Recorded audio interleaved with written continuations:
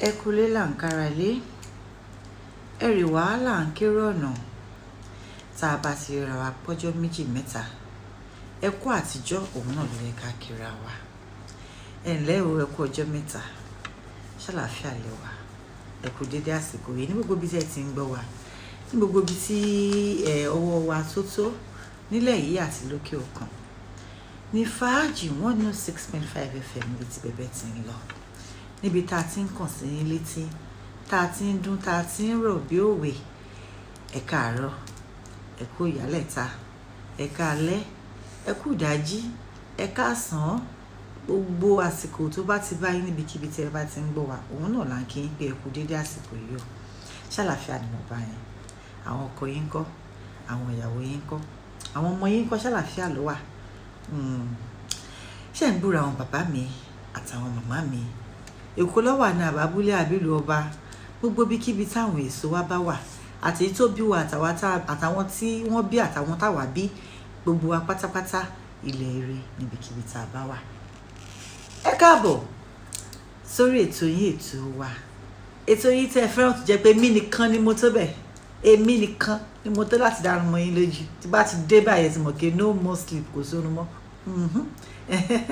ẹ káàbọ̀ sórí ètò wa ètò yín aládùúgbò mi tí Ọlọ́run gbé kalẹ̀ sí fàájì 106.5 FM tí ó fi èmi sísìn mi ṣe àtọ́kùn ẹ̀ káàbọ̀ sórí ètò wa inú mi dùn láti wà níbàyí pẹ̀lú yín kò dẹ̀ mọ̀ pé mi tẹ̀yìn gọ́dùn láti wà ní bíbàyí pẹ̀lú mi. ó ní ohun tá à ń bá bọ̀ látọ̀sẹ̀ tó kọjá àwọn Yorùbá dẹ̀ sọ pé ibi tá a bá roko tì sí ẹ̀bẹ̀ náà ló yẹ ká ti ṣe kí ni ká ti mọ́kọ́. ohun tá à ń bá bọ̀ láti ọ̀sẹ̀ tó kọjá òun náà ni domestic and emotional violence nìkan tí à ń bá bọ̀. Maybe lọ́sẹ̀ tó kọjá mo fún gbogbo wa láyè àtọkùnrin àtobìnrin ní pé ká pè ká sọ àwọn nǹkan tó jẹ́ ẹ̀dùn ọkàn wa àwọn nǹkan tó fà á táwọn ọkùnrin fi ń na obìnrin. Mo béèrè lọ́wọ́ ẹ̀yin ọkùnrin mo ní ò dá o àti sọ pé kíní yóò dá adẹ̀ tí ń tẹnu mọ́ láti jọjọ́ yìí àmọ́ síbẹ̀síbẹ̀ ẹ̀ ṣì ń ṣe é kí ni ohun tó lè fà á ná tẹ̀ fi lè máa ṣe ẹ ọkùnrin ẹ try ẹ dẹ̀ fún mi ní àwọn reasons tí ẹ fi ń ṣe bẹ́ẹ̀ torí pé a sọ pé ẹnu oníkàn láti gbọ́ kàn án àwọn tó ti ṣẹlẹ̀ sí rí àbáwọn tó ń ṣe lọ́wọ́lọ́wọ́ la ní kọ́ pé wọ́n dẹ̀ pé wọ́n ṣàlàyé pé ní báyìí ni mo ṣe ń na ìyàwó mi dípẹ́ mo ṣe ń na ìyàwó mi. bákan náà a jẹ́ káwọn obìnrin pè ní káwọn obìnrin pè kí wọ́n ṣàlàyé fún wa kí làwọn nǹkan tí wọ́n ń ṣe gan tí ọkàn wọn fi máa ń nà wọ́n ṣé nǹkan táwọn rò pé ó tó bẹ́ẹ̀ ni àbí kò tó bẹ́ẹ̀ àwọn náà sọ tí wọ́n kalẹ̀ ṣe mọ̀ pé tá a bá fún wèrè lọ́kọ́ ó máa rògbò sábẹ́ ẹ̀ náà ni ó rẹ́sẹ̀ wèrè ó wù ú ṣé tẹ̀yìn tó sàn ló fẹ́ bù nígbà tó bá ṣé wà á tiẹ̀ gbélẹ̀ débi tó máa bù ú mo dúpẹ́ lọ́wọ́ yín atọ́kùnrin àtobìnrin tẹ́ ẹ pè tẹ́ ẹ ṣàlàyé àwọn nǹkan tí ó fà á.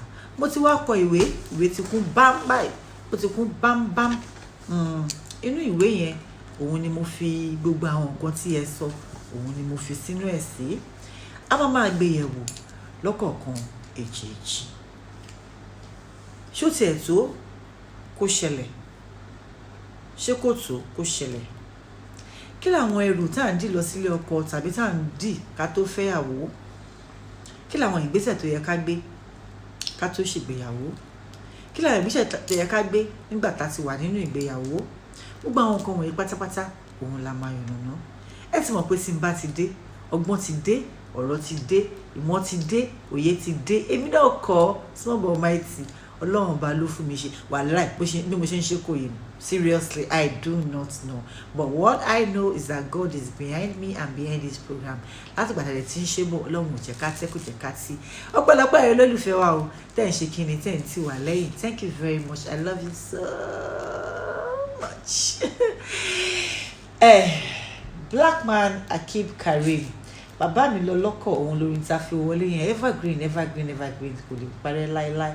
Báyìí ẹ jẹ́ ká lọ sọ́dọ̀ Ahmad Aláwìyé tí wọ́n sọ pé alálùbáríkà lèmi fẹ́ jẹ́ yín kọ́ ṣe alálùbáríkà lè fẹ́ jẹ́ tábà ti dé láti òkè lọ́hùn níbi tá a ti fẹ́ lọ gbórin yẹn á wá ṣe kí ni àkànlò àbàmì ètò ní bam ẹ má lọ síbi kankan ètò ṣẹ̀ṣẹ̀ bẹ̀rẹ̀ ni mi ò tí get started I'm coming.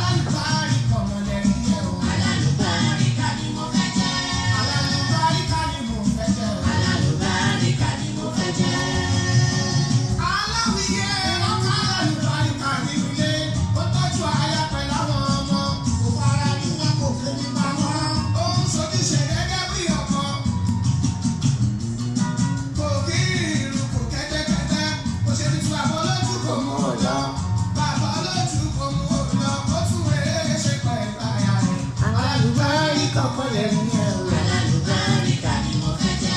Alálùbáríkà máa lè ní yẹn o. Alálùbáríkà ni mo fẹ́ jẹ́. Ayé alálùbáríkà nínú ilé.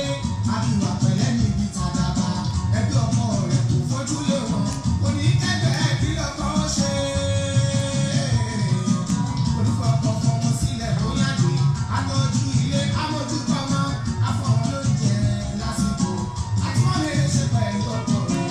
Alálùbáríkà lẹ́rìn yẹn o. Alálùbáríkà ni mo fẹ́ jẹ́. Wáyálẹ̀ lọ́hùn láyé mi. Alálùbáríkà ni mo fẹ́ jẹ́. Bọ́dà ẹ wá gbọ́ sí tóbi tó. ọ̀rọ̀ tó wà lẹ́yìn ọ̀rọ̀ tó fa kíkì ni o gẹ́gẹ́ bí mo ṣe sọ lẹ́ẹ̀kan ìpè domestic violence àti emotional violence ohun tó ga gan ni àwọn kan ti wà nínú ìgbèkùn ẹ̀ báyìí tó ń jẹ̀rora ẹ̀ lọ́wọ́ àwọn kan ṣẹ̀ṣẹ̀ ń gbégbésẹ̀ láti wọnú ẹ̀ ni àwọn kan wọ́n ti rò pé kó lè ṣẹlẹ̀ sí mi what can fà á láéláé I can't beat my wife. Why will I beat my husband? Why will I frustrate my husband? What is even emotional violence sef? Mo fẹ́ ká jọ gbé yẹ̀wò nítorí pé ó lè ṣẹlẹ̀ ẹni tí ò tí kú kò tí mọ orúkú tó máa pa òun. Kí wá ní àwọn nǹkan tí à ń ṣe fúnra wa? Kí làwọn ìgbésẹ̀ tá à ń gbé kó tó di pé a kàn án? Òun ni mo fẹ́ ká gbé yẹ̀wò. Àwa tá à ń lọ sílé ọkọ gẹ́gẹ́ bí obìnrin àti àwa tá a fẹ́ gbéyàwó gẹ́gẹ́ bí ọkùnrin ǹjẹ́ a ti ṣetán? Ǹjẹ́ a ti ṣetán? Ọ̀rọ̀ mi ò yé yín. Ǹjẹ́ ẹ ti ṣetán láti lọ ilé ọkọ àbí láti gbéyàwó? Ìgbéyàwó tí mò ń sọ àti ẹrù tí mò ń béèrè lọ́wọ́ yín kò kí n ṣe owó o. It is a very very important part of marriage, don't get me wrong. It is very very important. Nígbà tí ìyàwó ní jókòtà àwọn Yorùbá ti parí ọ̀rọ̀ wọn láti tó ìgbéyàwó tẹ̀jọ́ owó ọbẹ̀ òun ló ṣòro. But what I'm asking about is actually, are you emotionally ready? Are you psychologically ready? Are you matured? Are you ready? Are you ready to be a wife? Are you ready to be a husband? Ǹjẹ́ ẹ ti ṣetán láti fi ayé yín jì èèyàn kan? Ǹjẹ́ ẹ ti ṣetán láti ní ọ̀pọ̀lọpọ̀ àmójúkúrò àti ìfaradà nítorí èèyàn kan? Ṣé mọ̀ wípé is a different thing if tí n bá lówó lọ́wọ́ tẹ́bi bá ń pa mí. Màá mọ̀ pé mi ò lówó lọ́wọ́ lèbi ṣe ń pa mí. Ṣùgbọ́n ǹjẹ́ ẹ ti rẹ́dì láti lówó lọ́wọ́ ládẹ̀ ti pa ẹbí mọ́nú nítorí pé kí ẹnì kejì yín kó lè jẹun? Ẹ gbọ́ mi yé? Abẹ́ ẹ sùn, ẹ má sùn, ẹ jí má sùn. Mo ní ǹjẹ́ ẹ ti ṣetán láti jẹ́ pé ẹ fẹ́ wà nínú ayọ̀ kẹ́ẹ̀dẹ̀ máa kébi? Kì í ṣe pé òkèdè kì í ṣe jà. Àwọn nǹkan tó bá ìgbéyàwó lọ nìyẹn.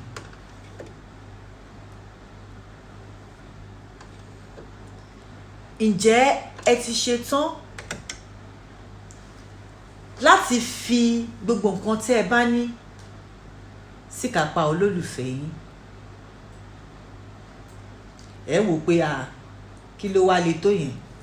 Mo ṣe máa fi gbogbo nǹkan tí mo ní jẹ olólùfẹ́ mi?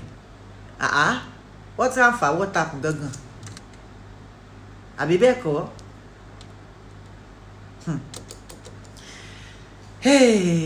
Ọ̀rọ̀ ilẹ̀ yìí lágbára.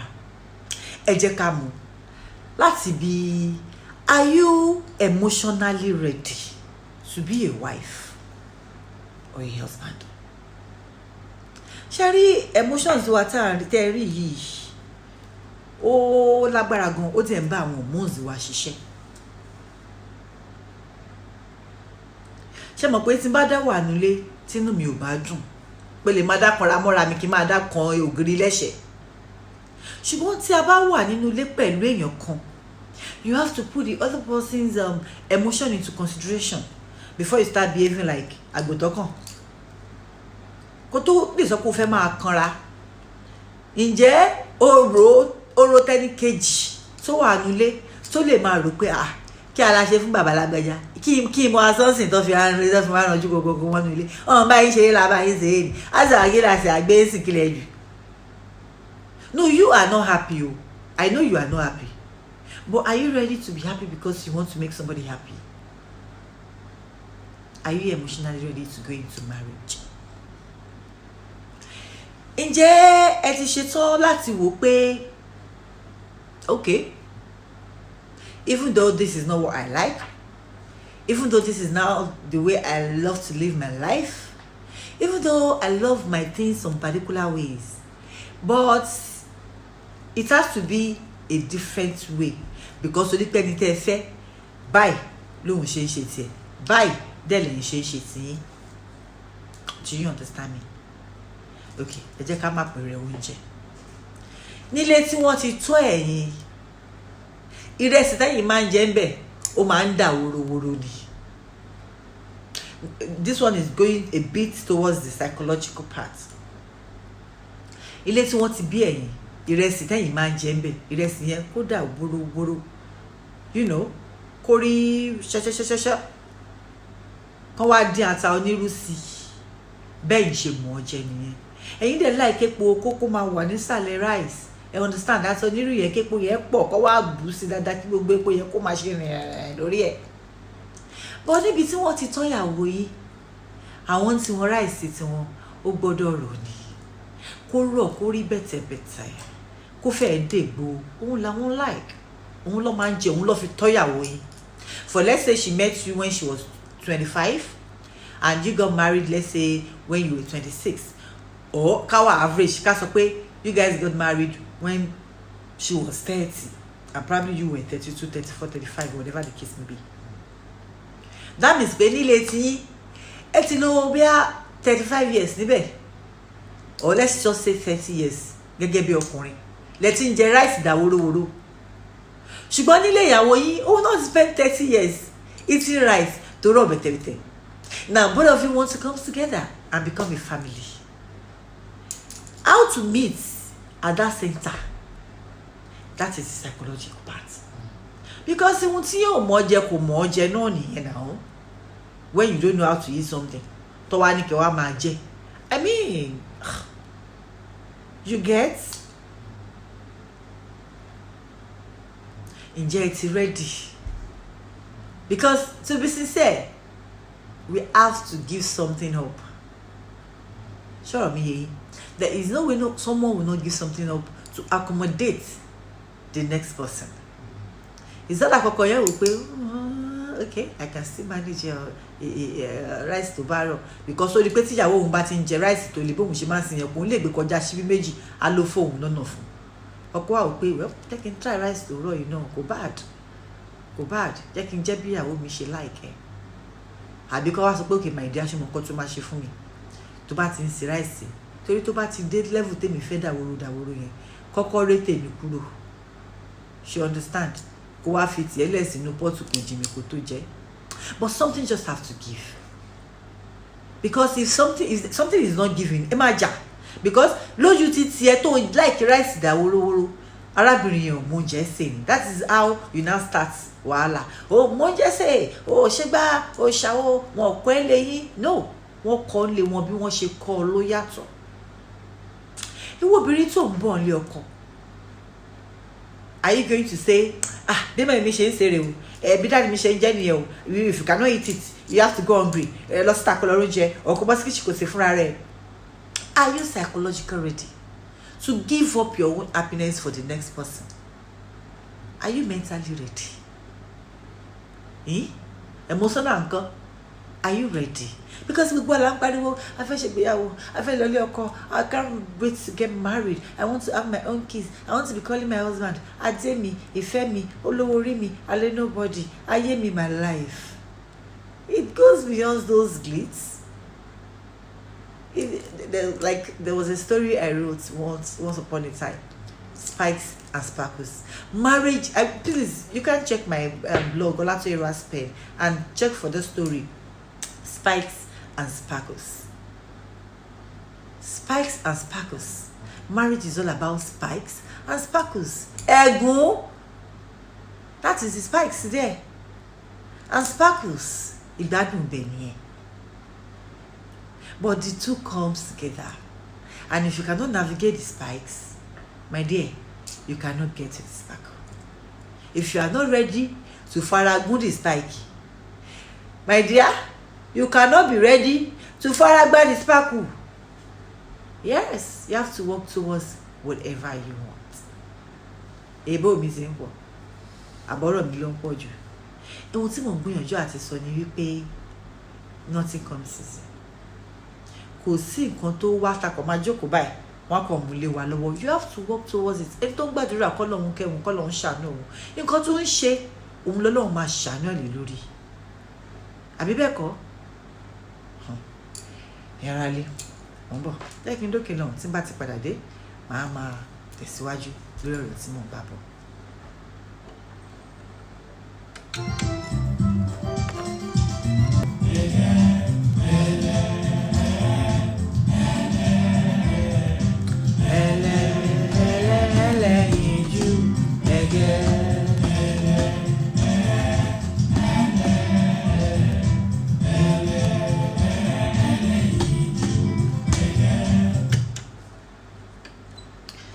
Conscious ni ẹ̀rí ọkàn by King Sunny Adé.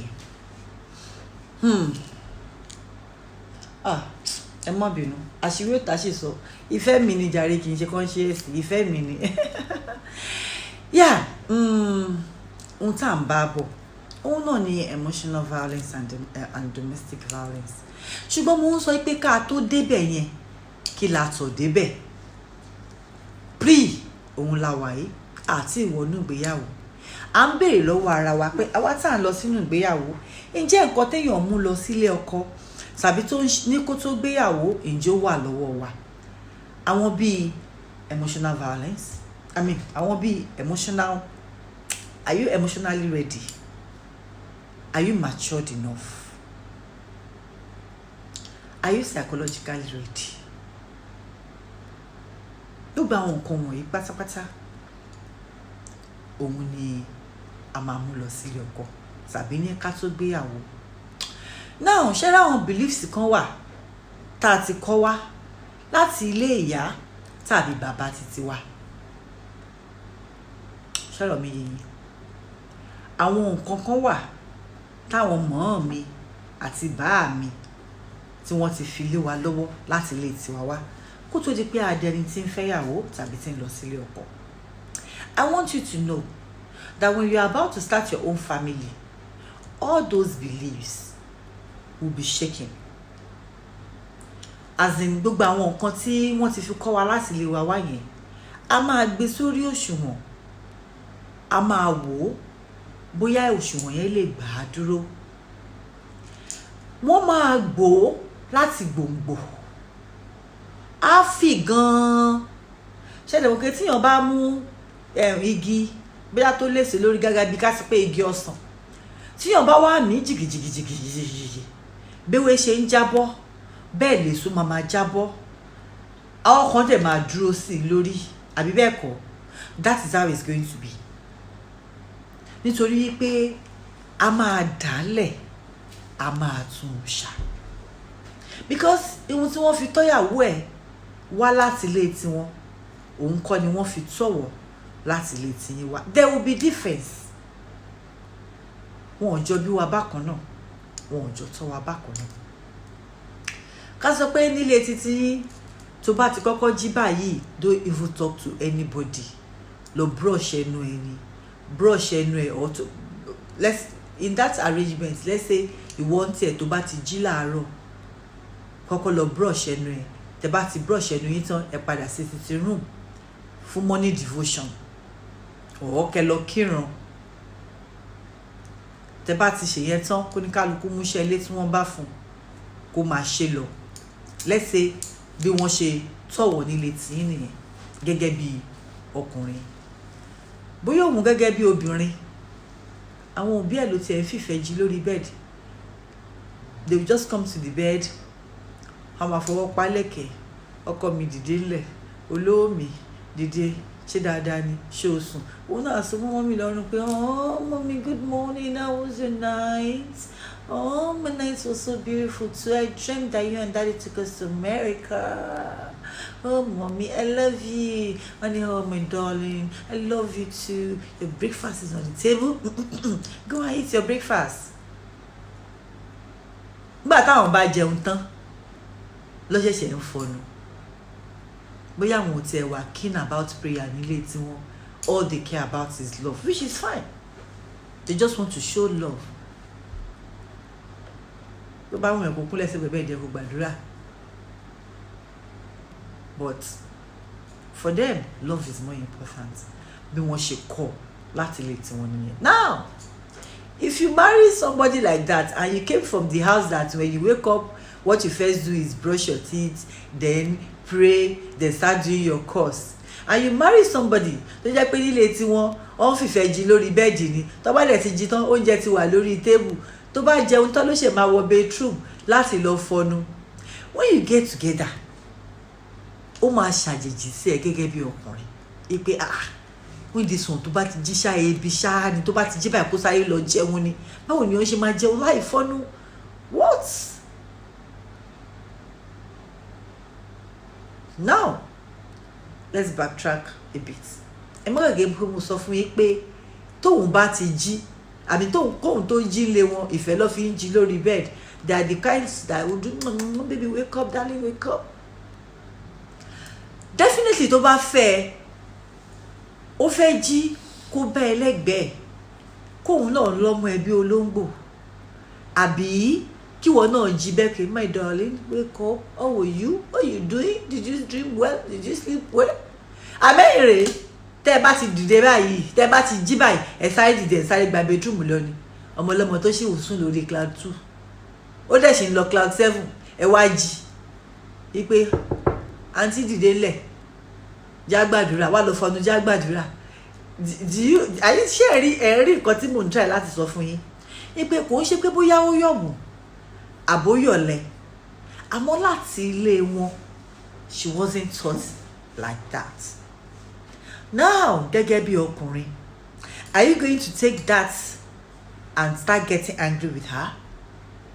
Are you going to take that and start saying wọn kọ́ láti ilé wọn wá kò lẹ́kọ̀ọ́ kò gbẹ̀kọ́, or you are going to help her to come to where you are comfortable with?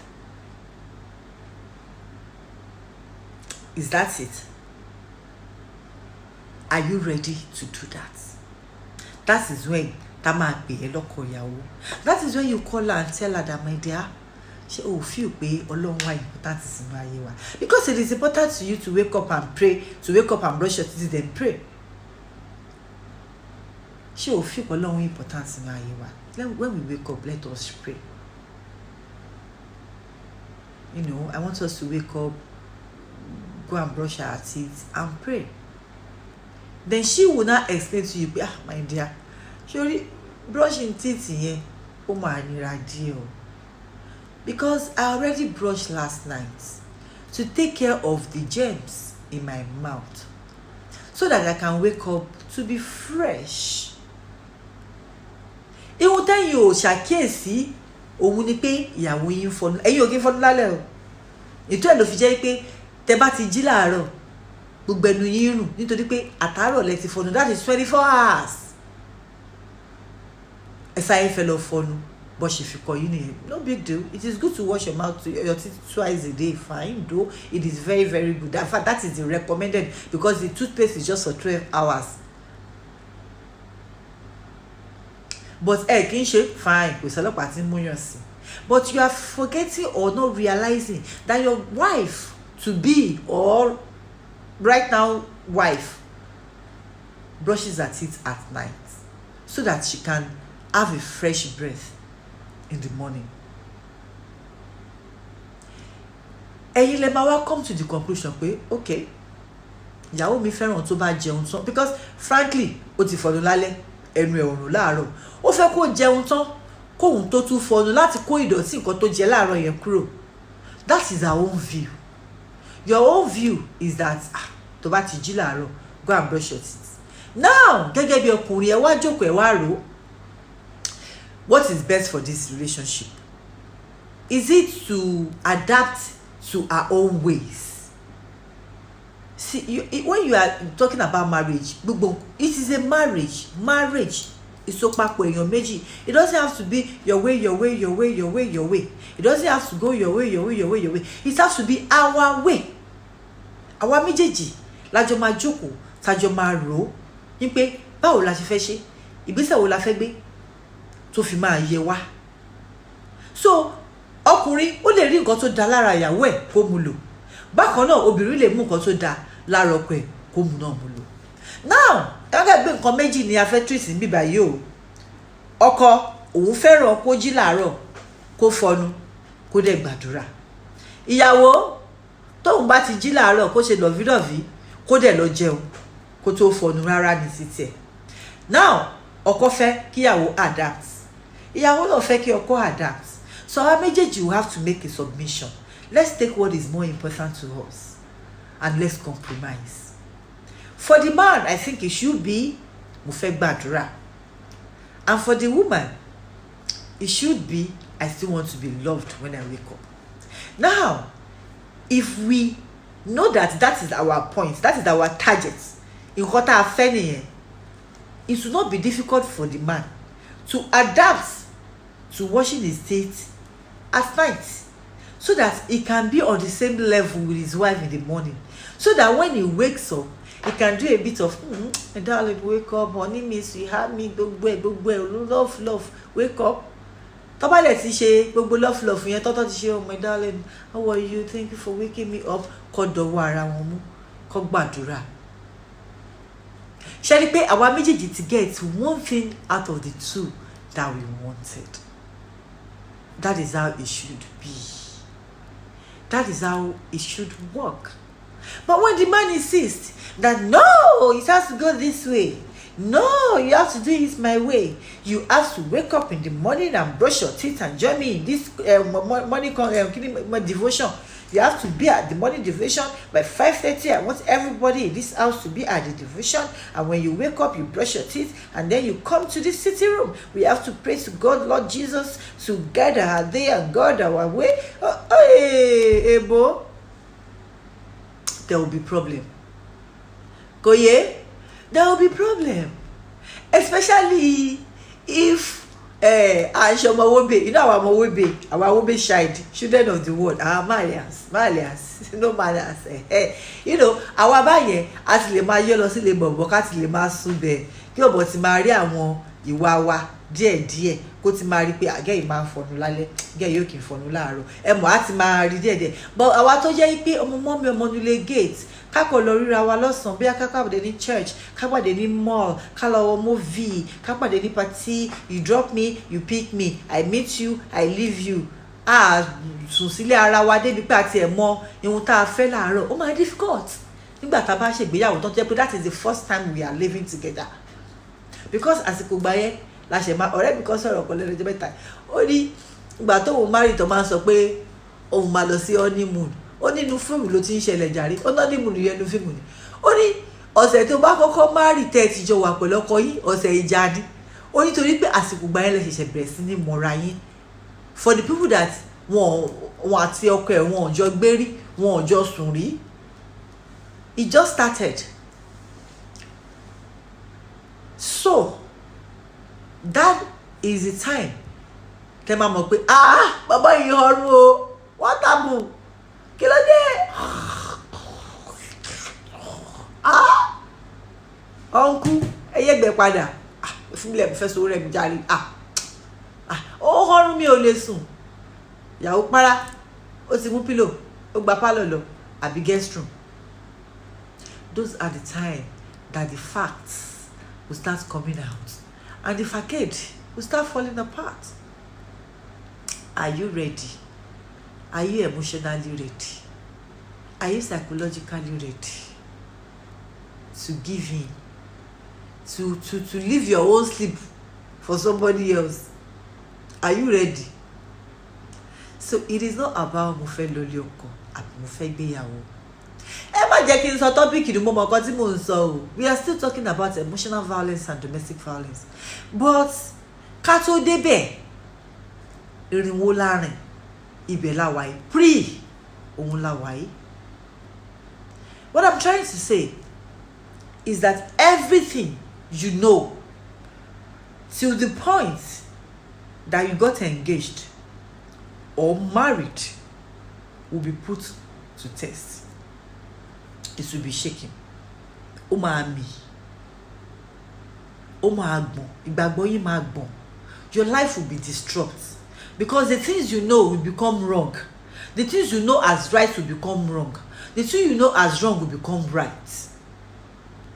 And you have to sit down and think about everything that you were taught. Gbogbo àwọn nǹkan tí wọ́n kọ́ ẹ láti ilé yín wá.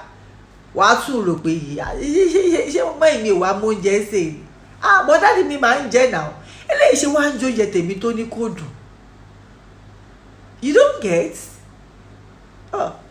Ìwọ tó jẹ́ pé gbogbo àwọn ọ̀rẹ́ ẹ ló máa ń pè pé lọ́wọ́ Ṣíbí l'Àbẹ̀kẹ́. Oh my God! Tí Àbẹ̀kẹ́ bá ṣe ọbẹ̀ fún yín ẹ mọ̀ pọ́n Ṣíbí l'Àbẹ̀kẹ́. That is the way your daddy ṣe máa ń kẹ́ pé Àbẹ̀kẹ́ mi ò dẹ̀ jọ. Bá mi ṣe ewédú yẹn tó ṣe máa ń ṣe yẹn. Bá mi ṣe ewédú bí ṣe máa ń ṣe yẹn tó máa rán èdè sí rán ẹja sí irun gbogbo ẹ̀ sí. Fẹ̀gúsí díẹ̀ sí. Bá mi ṣe bẹ́ẹ̀. Nígbà tí wọ́n wá délé ọkọ ọlọ́pàá sọ pé what's this rubbish? Kílẹ̀ gùsí àtẹ̀jà àti gbogbo ẹ̀ wá nínú ewédú. I just want my ewédú, just pure ewédú. That's what sì mọ sígbà tí ìyá ẹ̀ kì í ṣe bẹ́ẹ̀. Ìmọ̀ mi ẹ̀ bá fẹ́ ṣe ewédú, á fèdè sí, á fèdè rírun sí, á fẹja sí, á fi ẹ̀gúsí sí, gbogbo àwa máa ṣe gbogbo àwa máa pera wọn ránṣẹ́. But your husband nílé tiwọn ewédú ni. Bó bá ti lé ewédú tó gbogbo akọ́dà gan wọn ilé oyọ̀. Sísì lọ́kọ̀ rárá máa gbọ̀n díẹ̀ sí pé àtàbí wá ti fi iyọ̀ sọ́bẹ̀ tá bá máa fi kí lorúkọ ẹ̀ sí ń jẹ́ ọbẹ̀ sórí ewédú ó máa dùn. Do you understand? Then you have now to start thinking like, how do people eat ewédú lásán? You now have to start learning how to, because ìfẹ́ wà and ọkọ ẹ fẹ́ jẹ nínú ọbẹ̀ ẹ fẹ́ nura yín. Nígbà ó wá ṣe wá fẹ́ ṣe bẹ̀ lọ́tọ̀ọ̀tọ̀ ni. Ṣé wàá wá ṣe ewédú ọkọ ẹ á plain? Wàá mú tiẹ̀ wàá yẹ ẹja sí. Tọ́kí bàjẹ́ bá wá sọ pé mẹ̀díà nù mí ò wá nílé nù. Do you get? As a woman you sit back and you think, ṣé mọ èmi wàá mú oúnjẹ ṣe ni? Ìyá Rónkẹ́ ọkọ ṣìṣì sọkọ lẹ́nu bí mẹ́ẹ̀mí bá ṣe bẹ̀. Olúwe ó máa pọn bọ́lá ni yóò fẹ́ jẹ́ kí ìwà délé mẹ̀díà wà sọ pé ọlá o ọmọ ọlá o mú oúnjẹ ṣe o bó ṣe ń ṣe kọ́ rè o. You be distraught, you be emotionally imbalanced, you be heartbroken because lójú ara ẹ you are the queen of the kitchen o mú oúnjẹ ṣe. But your man is saying that is not the way to cook it because that is not the way he knows how to eat it. Kò kí n ṣe bó ṣe mọ̀ ọ́ jẹ nìyẹn. So lẹ́nu ẹ̀ kò sí nǹkan tó lè ṣe sí kó lè dùn àfi tó bá ṣe bó ṣe fẹ́. So are you ready to learn, unlearn and relearn? Ìwọ̀n tẹ́ ẹ ti mọ̀ yẹn ǹjẹ́ ẹ ṣetán láti gbàgbé ẹ̀, láti tún kọ́ lọ́nà míì, láti mọ̀ ọ́ lọ́nà míì? Are you ready? Torí ẹ̀ mo fẹ́ ká pera wa dáadáa bí mo ṣe sọ níbẹ̀rẹ̀ ètò pé mo fẹ́ ká pera wa ká jókòó ká jọ rò ó that are we ready to go into marriage? Mo fẹ́ lọ́kọ, mo fẹ́ lọlé ọkọ, àwọn ẹgbẹ́ mi ṣègbéyàwó, èmi náà fẹ́ ṣègbéyàwó, àwọn nǹkan tí mo fẹ́ ṣe nìyẹn. Ǹjẹ́ ẹ ti ṣe tán? Ẹ jẹ́ ká fi gígùn sórí pre lénìí lórí abala àkọ́kọ́ lórí ètò yìí. Tó bá di ọ̀sẹ̀ tó ń bọ̀ àwa mú pé tọ́ a ti wọ̀ ó ti wá ń dàrú, kí làwọn nǹkan tá lè ṣe? Your wife have refused to change. She doesn't want to learn to cook your way. Ọkọ ò fẹ́ náà, kò fẹ́ gbọ́ títí ẹ, kò fẹ́ gbà. Kí làwọn ìgbésẹ̀ tá lè gbé? Ìyẹn ni máa gbé yẹ̀wò lọ́sẹ̀ tó bọ̀. Ẹ ṣé gan. tẹ́ ẹ gbọ́ mi. Àwọn nọ́mbà wa tẹ̀lé pè sí kò tí ì yípadà ẹni tí mo bí ẹni mo wó 090 6000 70 32 090 6000 70 32 àti 090 6000 70 42 090 6000 70 42 that is 090 6000 70 32 090 6000 7032 tàbí 090 6000 7042 090 6000 7042 àwọn nọ́mbà méjèèjì tẹ́ lè pè sí nìyẹn. Tẹ́ bá ti pè wá orúkọ yín àti ibi tẹ́ ti ń pè wá ó ṣe pàtàkì. Ẹ má wàá gbàgbé o wípé ètò yìí ẹ mọ̀ pé gbogbo ètò ló ní àgbékalẹ̀ àti òfin títí ẹ̀. Ìlú tí ò bá dẹ̀ ti sí òfin ẹ̀ṣẹ̀ ò sí. Ọ̀rọ̀ tí mo sọ lénìí ohun gbogbo kọ́ lẹ́tò. Ohun tí mo sọ yẹn à ń gbé yẹ̀wò à ń rán wa létí àwọn nǹkan tá a ti gbàgbé nínú ìgbéyàwó ni àbí àwọn nǹkan tí a mọ̀ tàbí àwọn nǹkan tí a mọ̀ tá a mọ̀ pé ó yẹ ká ṣe ohun làwọn nǹkan tí à ń gbé yẹ̀wò lórí ètò yìí. Tẹ́yìn bá wá pè mí àwọn ìrírí títí yín nípa nǹkan tó ń ṣẹlẹ̀ sí yín lásìkò tá a wà yìí àwọn náà ni mo fẹ́ gbọ́ what you are going through that you want me to comfort you àwọn nǹkan tẹ́ ẹ̀ ń là kọjá tẹ́ fẹ́ kí n wà bẹ́ẹ̀ fún yín gẹ́gẹ́ bí èjìká tẹ́ fẹ́ sunkún lé lórí tàbí tẹ́ nílò àwọn ìmọ̀ràn díẹ̀ tá a lè jọ gbára wa àbí ẹ fẹ́ fẹjọ́ dáàdì wa sùn mí àbẹ́jọ́ mọ́mì wa lẹ fẹ́ fi sùn mí ẹ má wọrí mi ò ní ṣe kí ni mi ò ní fọwọ́ kàn àmì mi ní fi igbá kan bọ̀ kan nú mi ò ní pe àfilóyìnbó fún yín mi dẹ̀ ní pe adúmáadán mi ní pe fún yín lóyìnbó torí náà ẹ lè sọ fún mi you can talk to me. Ọ̀rọ̀ tí mo sọ òun gbogbo kọ́ létò sísí mi mo enjoy program yẹn ṣé rí nǹkan tẹ́ sọ yẹn òótọ́ ni ẹ ṣe mo mọ̀ ṣùgbọ́n ẹ jẹ́ ká gbé lẹ̀ ẹ send sí mi as text message I will reply you but ẹ jẹ́ ká fojú òpó sílẹ̀ fáwọn tí wọ́n ní ẹ̀dùn ọkàn nǹkan tó ń dùn wọ́n lọ́kàn tí wọ́n fẹ́ gbé yẹ̀wò tí wọ́n fẹ́ sọ tí wọ́n fẹ́ ṣe kíni tí wọ́n fẹ́ bá wa sọ ẹ jẹ́ ká ṣe kíni ẹ jẹ́ ká fojú òpó lẹ̀ fún wọn tásìkò bá ti tó láti máa gbé ìpè yín lọ́lọ́kanjọ̀kan jèjì. Tọ́pẹ́ Àlàbí rèé pẹ̀lú lọ́gán tí ó dé. I'll be right back.